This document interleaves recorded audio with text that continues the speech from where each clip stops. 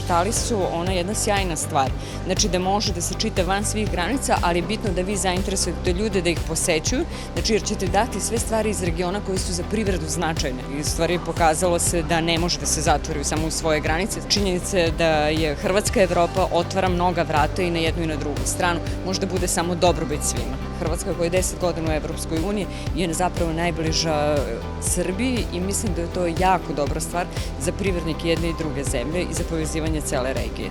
Mislim da ja to već jako dobro radim, obzirom da je ovo treći mandat kako sam ja predsednica Hrvatskog poslovnog kluba, a s druge strane i na poziciji pomoćnika direktora predstavništva Hrvatske gospodarske komore i za ovo vreme dok sam ja tu moram da kažem da se privreda jedne i druge zemlje otoplile, da je ozbiljno rade, ozbiljne ulaganje i na jednoj i na drugoj strani i ono što ja uvek volim da istaknem jeste da biznis ne poznaje granice.